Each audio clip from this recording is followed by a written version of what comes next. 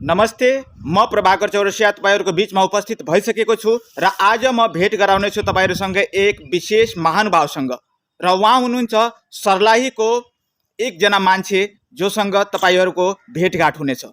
ल तपाईँलाई बधाई छ, आउनुहोस्। हामीहरू भोजपुरीमा कुरा गर्नेछौँ र भोजपुरीमै हाम्रो अन्तर्वार्ता हुनेछ। नमस्ते। नमस्ते। अपने के नाम कथी परल? हमार नाम चंदेश्वर महतो। अपने के घर कहाँ परल? हमार घर परल सर्लाही जिला बागमती नगर पालिका 10 सुल्टी बाजार। अपने के शारीरिक का दिक्कत बा वो बताएं। शारीरिक हमार दिक्कत यह बा कि हम दृष्टिहीन बानी और हमरा आँख के प्रॉब्लम बा। एगो आँख से पूरा ना देखेनी, तो एगो आँख से 25% 100% में 25% मात्र देखेनी। मतलब एगो आँख से पूर्ण रूप से अपने नहीं देख पावत और दूसर का आँख से जौन बा लगभग 25% के करीब में दिखाई देवला, मतलब वो भी ना के मात्रा में बा। तो अपने के कैसन परिवार में जन्म भइल? हमार एकदम गरीब परिवार में जन्म भइल। पारिवारिक स्थिति कष्टदायी बा का? पारिवारिक स्थिति पहले कष्टदायी रहे।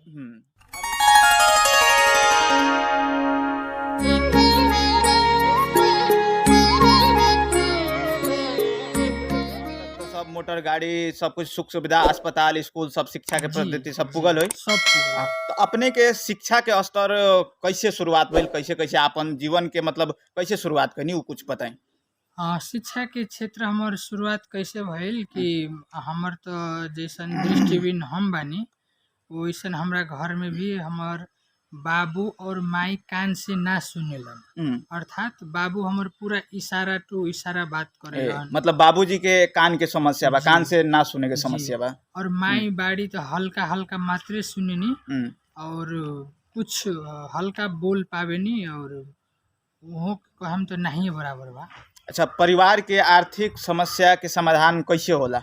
कमाई के जौन जरिया बा वो आर्थिक मतलब मेंटेनेंस कहाँ से होला? पहले तो हमनी के समस्या बहुत रहे, काहे कि हमनी सब लड़का ही से रहनी, तो समस्या रहे। तो परियोजना के जोन जमीन रहे जंगल के वही जोत के हमनी खात रहनी सब। लेकिन धीरे धीरे वो जमीन भी नेपाल सरकार ले लेलक, संविधान बन गई तब। और हमार भैया CMA पढ़ले बाड़न। हमनी 2 भाई बानी सन, एगो दीदी भी बाड़ी, 3 भाई बहन। तो जेमे कि जेठ दीदी बाड़ी और भैया माझिल और छोट हम बानी। अच्छा, फिलहाल नेपाल सरकार से अपने के का सुख सुविधा मिल रहा बा? एगो अपांगता होके के नाता से, अपांगता तो प्रमाणित करा चुकल होके? जी। और सर्लाही जिला से ही हो भइल।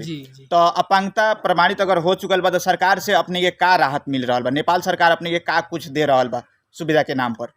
सुविधा के नाम पर हमरा महीना के 21 से 28 रुपया अपांग भत्ता देता। और जो हम पढ़े नी वो 1 से 12 तक ले पढ़नी तो हमरा कोनो फीस ना लागल। और उच्च शिक्षा भी पढ़ेनी तो हमरा फीस नाम के चीज ना लागेला। मतलब सरकार से निःशुल्क शिक्षा दे रहा बा, कोनो प्रकार के अपने के शुल्क ना लगेला, परीक्षा फी भी ना लगेला अपने के हर तरह से। मतलब नेपाल सरकार इतना तो अपने के सुख सुविधा देले बा। तो अपने के पढ़ाई में जैसे आम विद्यार्थी कहल जाला जरा आँख कान नाक मुख सब कुछ बा, सामान्य तरीका से बा, वो भी पढ़े ना पावेला, ठीक से पढ़े में ओकरा मन ना लगेला, लेकिन फिर भी अपने अभी बैचलर कर रहा बानी।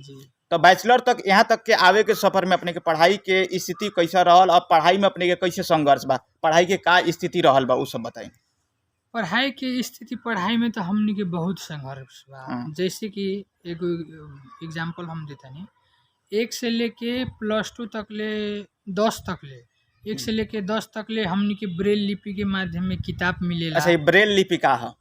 ब्रेल लिपि कहल जाला जैसे कि अपने लोगन देख पावे नी तो अपने लोगन देख के पढ़े नी सर। और ब्रेल लिपि कहल जाला आँख से जोन व्यक्ति के ना लौकेला, जोन दृष्टिहीन व्यक्ति बा, तो वो आदमी हेंगे हाथ से छू के पढ़ेला।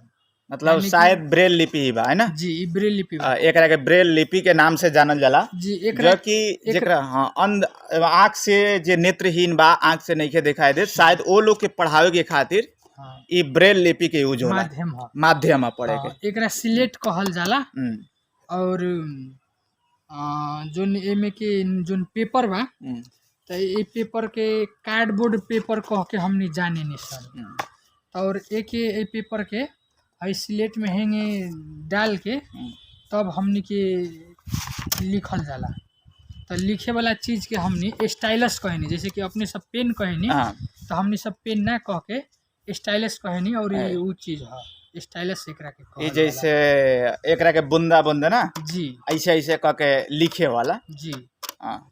फिर भी मतलब आम तरीका से जैसे दोसर को ये कलम से लिखे में तो सुविधा बा, लेकिन अपने लगन के ऐसे कितना गाढ़ पड़ला लिखे में।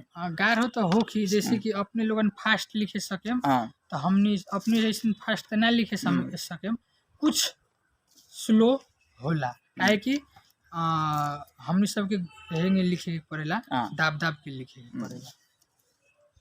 अच्छा, अपने के ये पढ़ाई क के कोनो जागीर पावे खातिर का मतलब नेपाल सरकार से व्यवस्था बा? बा अवश्य बा।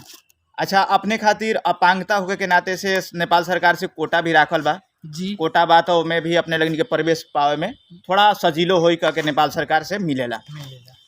तो अपने नेपाल सरकार से और का अपेक्षा रखले बानी कि नेपाल सरकार अपने जैसन लोग के का अगर सुविधा और थप दीत तो और बढ़िया रही अपने लोगन खातिर? हाँ, हम इहे मांग करे के चाहता नहीं। जैसे पड़ोसी देश के ही बात कइल जाओ, भारत के तो पड़ोसी देश में दृष्टिहीन व्यक्ति ही दृष्टिहीन से प्रतिस्पर्धा करेला। और हमनी के का होला कि अपांगता भेल के व्यक्ति के क्षेत्र में नेपाल सरकार 4 गो परिचय पत्र देवे। जैसे पूर्ण अशक्त कहल जाला ओकरा के लाल परिचय पत्र मिलेला, ओकर भत्ता 4000 बा। और अति अशक्त कहल जाला ओकर भत्ता 21 से 28 रुपया बा मासिक। और ओकर नीलो परिचय पत्र रहेला अर्थात हरा कहल जाला भोजपुरी में। और पहलो परिचय पत्र कहल जाला ओकरा मध्यम अपांगता भइल कहल जाला। और सेतो रहेला तो अपांगता भेल व्यक्ति सबके किस्मता कहल जाला। एंगे श्रेणी छुटियाइल बा। अच्छा, हम एक और बात अपने से पूछे के चाहेम कि जैसे समाज में आम जनता मतलब जे शारीरिक रूप से तंदुरुस्त बा ओकरा बाजार में आवे जाए के सब कुछ जो अपांगता के श्रेणी कहली तो मध्यम कहल जाला घ वर्ग के और किस्मता कहल जाला ग वर्ग के अपांगता वाला व्यक्ति। तो जैसे अब प्रश्न ये रहा कि आम जनता के जैसे हिलडुल करे के आवे जाए के ई सब में सहजता बा, जैसे बाजार में निकले के पड़ल, कहीं सामान किने के पड़ल, किन बेच खरीद करे के आम जनता सहज रूप से जा सकता। लेकिन जैसे आँख से जे दृष्टि विहीन बानी, आँख से नहीं देखत, वो व्यक्ति खातिर या अपने खातिर जीवन में ये घूम फिर कईल और सामाजिक भौतिक रूप के सुख उठावे खातिर अपने के कितना संघर्ष झेले के पड़ेला? हमने के संघर्ष तो बहुत झेले के पड़ेला। अब हमने सब सामान्य बाजार में चले नी तो अब सामान्य यहाँ चले नी तो अनुभव हो जाला, तो अनुभव के आधार से कार्य करे नी।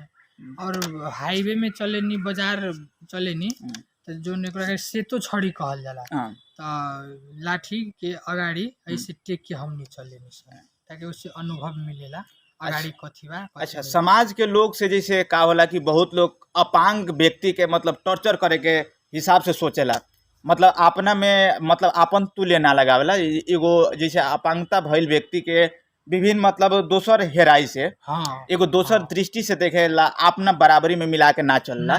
तो का वैसन कोनो स्थिति परिस्थिति अपना समाज में कोनो अनुभव कइले बानी?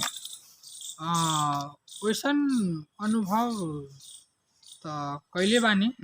वैसन समय कौन अनुभव में कइल जाला जब रात बिरात में कहीं जाइल जाला तभी कइले बानी।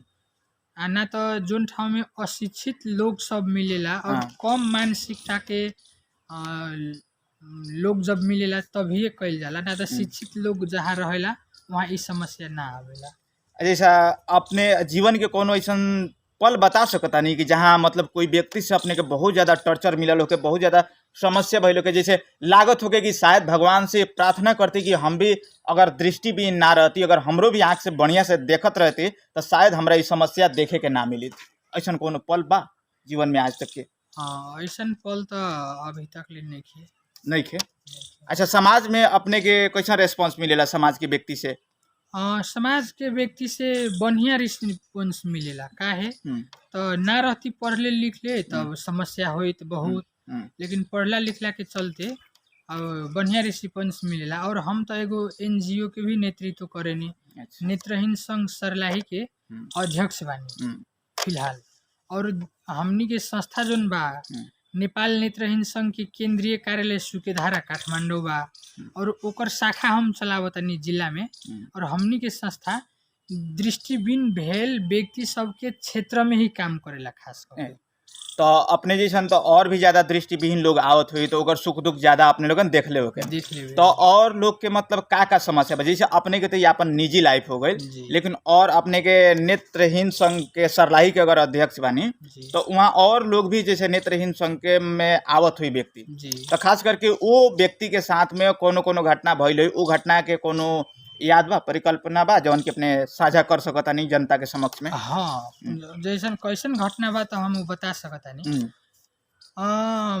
वो समय में हमनी शुरुआती के चरण में रहनी सन, संस्था ही हमनी के दर्ता होत रहे। 2076 साल आश्विन 25 गते के दिन हमनी के संस्था स्थापना भइल, कमिटी नया बनल तो ओकर तदर्थ समिति के अध्यक्ष हम ही भइनी। और लालबंदी नगरपालिका 7 में ही स्थापना भइल, एगो घर से शुरू भइल, राधिका राउत के घर से। और समय कैसन हमनी के देखे के मिलल कि लॉकडाउन के समय रहे, अर्थात कोरोना वायरस के वो समय में व्यापक बिगबिगी रहे, हल्ला रहे। तो आदमी घर से ना निकले और आदमी से आदमी डराए। तो उस समय में भइल का रहे कि गरीब परिवार के जोन एगो दृष्टिहीन भेल व्यक्ति रहे, इंद्रजीत चौधरी नाम के, तो उनका पाइल्स रोग से वो ग्रसित रहे।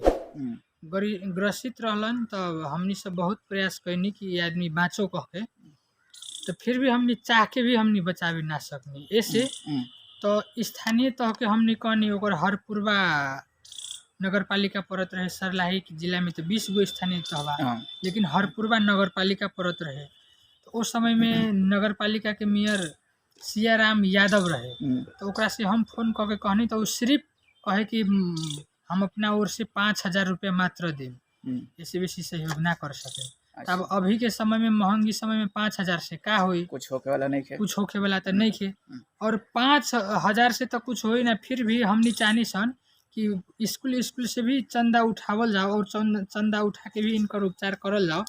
तो स्कूल सब से चंदा भी उठैनी सन, लेकिन चंदा संकलन करके उपचार भी करेनी सन, तो ओकर उपचार सफल होके ना सकल।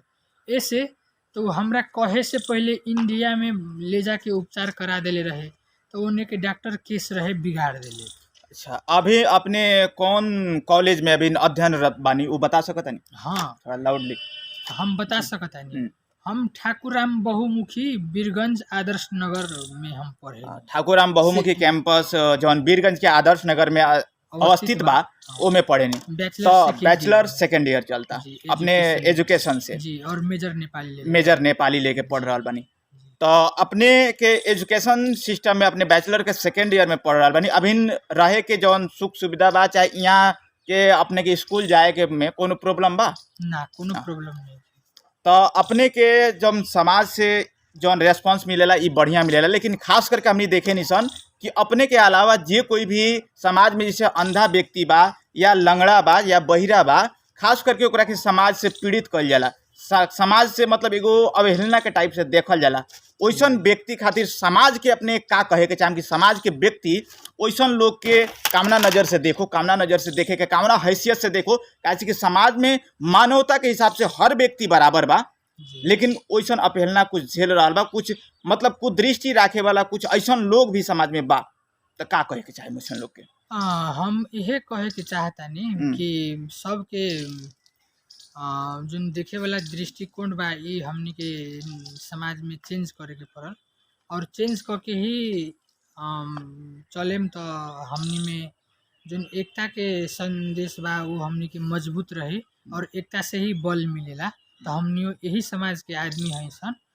और जोन कहम कि वैसन व्यक्ति सबके देखे वाला जो दृष्टिकोण बा बदले के पड़ल। हाँ वो बदले के पड़ल और सकारात्मक सोच रखे के पड़ल। और एगो चीज ई रखे के पड़ल कि दृष्टिहीन भेल व्यक्ति सबके अथवा सुस्त श्रवण व्यक्ति सबके अथवा शारीरिक रूप से अपांगता भेल व्यक्ति सबके यदि हमनी सब अपना ओर से सहयोग कर सकतानी तो हमनी के लेवल में हई किस्म के भी भाई बहन और अथवा दाजू भाई बहन सब भी हमनी ऐसा ही काम कर सकतारन, हमनी ऐसा ही जी सकतारन। तो अपने से एगो फिर प्रश्न रही जी कि जैसे अब समाज में अब अगुआ के रूप में अपने एगो अध्यक्ष भइला के नाते से अपने वो लोग के नेतृत्व कर रहल बानी। जी तो अंधा व्यक्ति खास करके तो दृष्टिहीन। हमनी एगो दृष्टि विहीन व्यक्ति कह के जी वैसन आदमी तो भगवान से कहम से कि वैसन ना जन्मो, लेकिन फिर भी प्राकृतिक देन से अगर आदमी वैसन हो भी जाता तो समाज में हमनी के का करे के पड़ल, वैसन व्यक्ति के भी हमनी के लेके चले के पड़ल, ओकरा के सहयोग करके चले के पड़ल। ऐसा हमनी के मानसिकता बनावे के चाहिए। जी जैसे अब दृष्टिविहीन व्यक्ति दुनिया के हर एक क्षेत्र में बा, हर एक देश में बा, जी सिर्फ नेपाल में होको ऐसा बात नहीं है।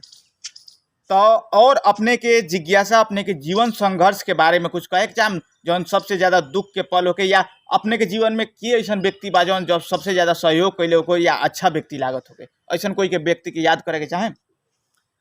हाँ वैसन व्यक्ति तो जैसे वीडियो के मार्फत से अपने के लाखों दर्शक देख रहल बानी, अपने के सुन रहल बानी, तो अगर वैसन कोई व्यक्ति जीवन में आयल हो जौन अपने खातिर बहुत खास कुछ कैले हो, या फिर माई बाबूजी से अपने के कैसन पालन पोषण मिलल, कोनो किस्म के दिक्कत ना मिलल, उ साझा करे के चाहे, शेयर करे के चाहे? जी हम करे के चाहे। माई बाबू से बहुत अच्छा रिस्पॉन्सिव मिलल और एकरा के अच्छा ही कहे के पड़ी। और साथी भाई के माध्यम से भी सहयोग हमरा मिल रहल बा। वैसन समस्या अभी नहीं है। अच्छा बात बा, होके के भी ना चाहिए। और अपने के मंदिर जाए के, बाजार जाए के कोनो तो दिक्कत नहीं है, कोनो दिक्कत नहीं। आराम से जा सकतानी, आ सकतानी। जी तो और देश दुनिया के जे कोई भी ऐसा दृष्टिविहीन व्यक्ति बा ओकर हौसला बढ़ावे के खातिर अपने का कहे के चाहे?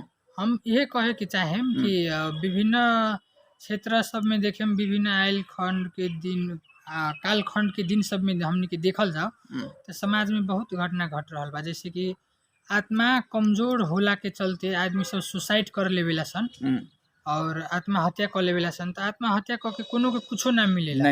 हम इहे संदेश देवे के चाहतानी, हिम्मत ना हारी और संघर्ष ही एगो छेड़ ह आदमी के सुधरे के मौका भी है कि जोन आदमी सही कर रहल बा तो ओकरा और आदमी सबके भी सहयोग करे के अवसर मिलेला। और जोन आदमी जैसे कि भटक रहल बा, धोखा खा रहल बा, तो ओकरा जानकारी मिलला अनुसार अपना तरफ से भी कुछ सहयोग करके ओकरा सही रास्ता देखावल जा सकता। तो वो सोच से नकारात्मक सोच से ओकरा सकारात्मक सिद्धांत अथवा सोच में ओकरा परिणत कर सकता। अच्छा, अपने के पर्व तीज में सबसे बड़ा अच्छा मतलब कौन पर्व लागेला? हमरा सबसे बड़ा पबनी और सबसे अच्छा छठ पबनी लागेला। छठ पर्व। छठ पर्व खास करके हमनी के मधेश के तराई एरिया के सबसे महान पर्व है। और छठ पर्व हमनी भी बहुत ज़्यादा खुशी से धूमधाम से, चाहे वो कहीं भी लोग कमाए गए लोग देश विदेश, लगभग छठ पर्व में आवे के कोशिश करेला और आ भी जाला। तो छठ पर्व हमनी के बहुत धूमधाम से मनावनी सन। और अपने के मनपसंद और कुछ चीज होके तो साझा करे के चाहे तो शेयर कर सकतनी? हाँ छठ पर्व जोन बा तो वो हमनी के मधेसी समुदाय में विशेष करके मनावल जाला। लेकिन अभी के समय में देखेम तो देश के हर एक कोना में छठ मनावल जाता। जैसे कि हमनी के देश के राजधानी काठमांडू भइल नेपाल देश के, तब काठमांडू में भी छठ अब बहुत धूमधाम से मनावेला सन और एक दूसरा के सामाजिक सद्भाव कायम करके ही हमनी सब मनावेनी सन। तो चलिए, अपने के साथ इंटरव्यू बहुत बढ़िया लागल।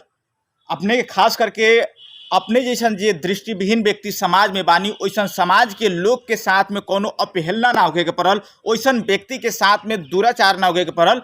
हमनी भी समान व्यक्ति है सर, और हर एक व्यक्ति में हमनी विष्णु के रूप माने निसन, हर एक व्यक्ति में ब्रह्म के रूप माने निसन, और हर एक व्यक्ति के एक समान माने के चाहिए। चाहे वो व्यक्ति मानवता के हिसाब से हर कोई एक बात, तो काहे हमनी वैसन व्यक्ति के हमनी छोड़ के वैसन व्यक्ति के अपहेलना करके चले इंसान। तो समाज से हमारे एक आग्रह बा, अनुरोध बा कि ऐसन व्यक्ति के भी साथ में लेके चली। ना तो अपने के धर्म कर्म जितना भी करतानी वो कोनो काम के नहीं के। हमनी के देश के बनावे के बा, राष्ट्र के सबल बनावे के बा, तो वृद्ध वृद्धा बाल बालिका महिला और अपांग सबके लेकर के चले के पड़ी और सबकर सुख दुख मिल करके लेके चला जाई, तबे कुछ कई जा सकता। तो हमका आग्रह बा अपने सबसे कि सब कोई इस समाज में रहल अपांग व्यक्ति के भी और वृद्ध के भी, चाहे जे कोई भी बा, जैसन परिस्थिति से भी बा, ओकरा के सहयोग करके चले। और इहे धर्म है, इहे कर्म है और इहे मोक्ष प्राप्ति के एगो बाटो है, एगो पथ प्रदर्शक है। तो अपने से आग्रह बा, ये वीडियो देख के अपने के भी अच्छा लागल हो तो अपने संदेश टू प्रभाकर चैनल पर आइनी। इस चैनल के बारे में अपने का कुछ कहे के चाहें? ये चैनल के हम सबसे पहले तो धन्यवाद देवे के चाहतानी, और अपने जैसन यूट्यूबर से और ये संदेश टू प्रभाकर चैनल में हम तो पहला बार आयल बानी, लेकिन और हमारे इंटरव्यू भी पहला इंटरव्यू है। ऐसे वीडियो में हम पहला बेर ऐसे जो अपने से साक्षात बात कर रहल बानी, और आवे वाला दिन में भी ऐसा मौका मिलो अपने के चैनल से कह के ये हम कहे के चाहतानी और अपने के धन्यवाद देवे के तो चाहतानी। अपने भी अगर ये वीडियो अपने के अच्छा लागल, इंटरव्यू अच्छा लागल, तो इस चैनल के सब्सक्राइब करी, लाइक करी, शेयर करी, ताकि हमनी जैसन ये व्यक्ति बानी, हमनी के दोस्त बानी, संगतिया बानी, तो यहाँ के जैसन दुख दर्द और समस्या, जीवन संघर्ष बा, शायद और कोई के भी ऐसा समस्या भइल होके, तो अगर वैसन कोई व्यक्ति बा तो ओकरा के अपने हेल्प करे के कोशिश करी। और शायद अगर वैसन कोई व्यक्ति बा तो हमनी ओकर भी इंटरव्यू लेवे के कोशिश करें। अगर वैसन कोई व्यक्ति बा तो कमेंट में जरूर लिखी, ओकर भी दुख सुख के साझा करके हमनी जनता के समक्ष में प्रस्तुत करे के कोशिश करें। तो नमस्ते, धन्यवाद आज के खातिर। जे कोई भी बानी लाइक करी, सब्सक्राइब करी।